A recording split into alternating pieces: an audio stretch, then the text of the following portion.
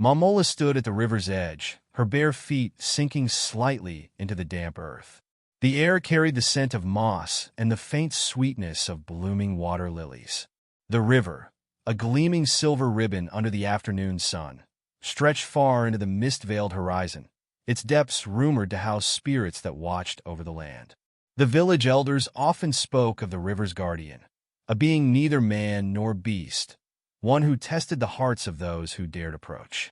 She had grown up listening to those tales, but unlike others who whispered of the spirit with wary reverence, Momola felt no fear. The river had been her sanctuary since childhood, a place of quiet refuge where the water lapped gently against the shore as if in greeting. Yet today, something felt different. There was an energy in the air, a hum beneath her skin, as if the river itself was calling her. Crouching by the water, she cupped a handful and let it slip through her fingers. As the last drops fell, the surface rippled unnaturally, stretching outward in perfect concentric rings. She frowned, leaning closer. Then, like a thread being pulled through fabric, the water wove itself into the shape of a man. He emerged slowly, his form shifting between transparency and solidity, until he stood before her, tall, lean, and otherworldly. His hair, black as river stones, clung to his damp skin, and his eyes, deep and endless, held the reflection of the rushing currents. "You have been watching me," he said, his voice smooth, carrying an undertow of something ancient. It was not an accusation, but an observation, laced with quiet amusement. Momola's breath hitched, but she did not step back. "And you have been watching me." The spirit, if that was what he truly was, tilted his head. "Few come to the river with such ease. Fewer still meet my gaze without fear. I do not fear the river." Her fingers curled around the golden bangle on her wrist, an heirloom passed down from her ancestors. "This place has always welcomed me." A shadow flickered across his features, like sunlight through shifting clouds. "That is why I am here." She hesitated, waiting. "The river is changing," he continued, his voice quieter now. "The waters are receding. Soon, the land will suffer." Her heart clenched. She had noticed the shift, the slight drop in the water level, the drying of the reeds along the shore, but she had not spoken of it, thinking it temporary. "Why?" His gaze held hers, searching, weighing. "There are forces at work beyond what your people understand. I guard the river, but even my power is not infinite." A cold wind stirred the trees, sending a shiver down her spine. "What must be done?" His lips curved, the barest hint of a smile, but there was sorrow in his expression. "That is not for me to say. Not yet." Momola knew then that this was only the beginning. The river spirit was not offering a solution, only a warning. And yet, there was something in his presence, in the way his voice wrapped around her name when he spoke it, that made her certain their paths were now entwined. She returned to the village, but sleep eluded her. Thoughts of the river and its guardian filled her mind. Was he truly just a spirit, or was there something more? The next morning, as the sun kissed the horizon, she found herself drawn back to the water's edge, heart thrumming with questions she could not yet name. Momola returned to the river each day, drawn by an unseen force stronger than fear or reason. Agura, the river spirit, awaited her, his presence as constant as the currents that shaped the land. Their meetings became rituals, exchanges of whispered truths and silent confessions that neither dared to voice aloud. The village watched her absences with growing suspicion, their whispers curling like smoke through the air. Rumors of enchantment and dark magic seeped into the minds of the elders, twisting their caution into fear. One evening, Agura revealed the truth. The river's waning strength was not merely the consequence of nature, but the result of a curse woven into the fabric of his existence. Bound to the water, his form tethered to its ebb and flow, he could never step beyond its grasp. The drought was a warning, a prelude to a greater calamity, his final dissolution. To break the curse, a mortal must offer something of immense value, a sacrifice born of pure intent. Momola listened, her heart a cacophony of longing and dread. As the days passed, The village's unease swelled into action.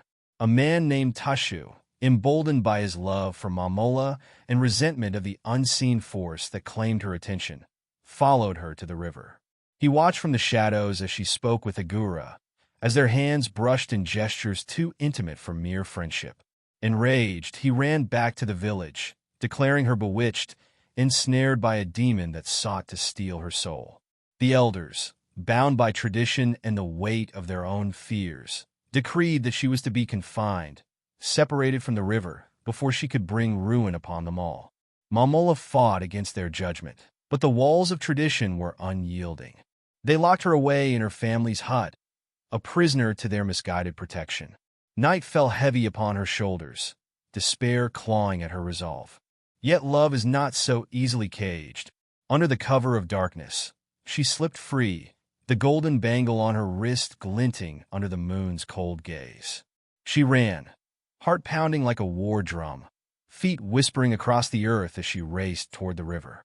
Aguro waited, his form flickering between light and shadow, a being on the cusp of vanishing.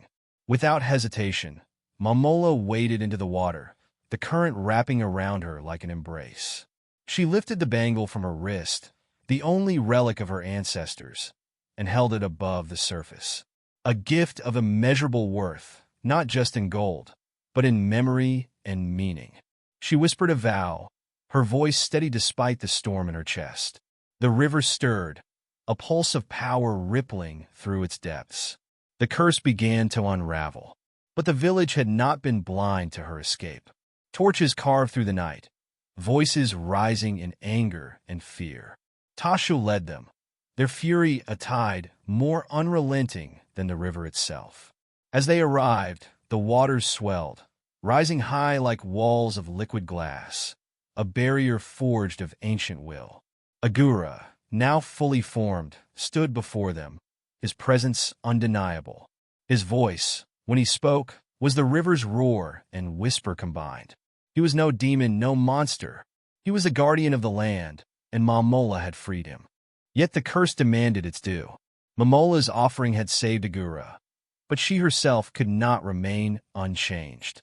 The river called to her, no longer as a sanctuary, but as a fate. She turned to Agura, sorrow and acceptance intertwined in her gaze. He reached for her, fingers brushing against her skin as she smiled, a final, fleeting moment before the current pulled her under. The water glowed then stilled. Where once there had been two, now there was only the river, endless and eternal. The villagers fell to their knees, their anger drowned in the weight of their realization. The river, once dying, now surged with life, its song a requiem and a promise. A shrine was built upon its banks, and lovers seeking blessings whispered Momola's name to the water, hoping to glimpse the spirit who had given everything for love. The river remained, and with it, the legend of Momola and Agura, an eternal testament to love's deepest sacrifice. The river carried whispers of Momola's sacrifice through the land, its renewed currents a testament to her love and the price she had paid. The villagers, once fearful, now approached its banks with reverence, their torches long extinguished, their voices hushed by the weight of what had transpired. They no longer saw the river as a force to be feared, but as a living testament to the guardian who had returned, and the woman who had become one with its depths. Agura remained, bound not by a curse, but by love's eternal tether. He watched over the waters, his form appearing in the mist that clung to the river's surface at dawn, his voice carried in the ripples that lapped against the shore. He was no longer just a spirit. He was a legend, a guardian whose presence could be felt in every drop of rain that fed the river's endless flow. In time, the village flourished, the once barren fields now thriving under the gentle gaze of the river spirit.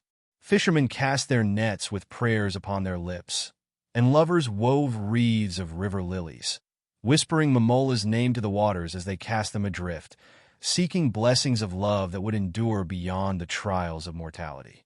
Her name became a prayer, a song carried by the wind, a promise that love, in its purest form, was neither fleeting nor fragile, but strong enough to shape the very course of nature itself.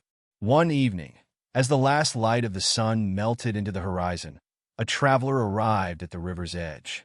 His clothes bore the dust of distant lands, his eyes reflecting the endless sky. He knelt by the water, cupping its cool embrace in his hands, and as he drank, he felt a presence beside him, a shimmer in the air, a warmth that touched the deepest corners of his soul.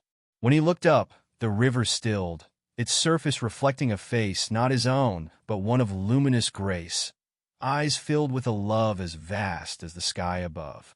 Agura's voice, gentle as the tide, echoed in the quiet. The river remembers. The traveler bowed his head, understanding more than words could convey.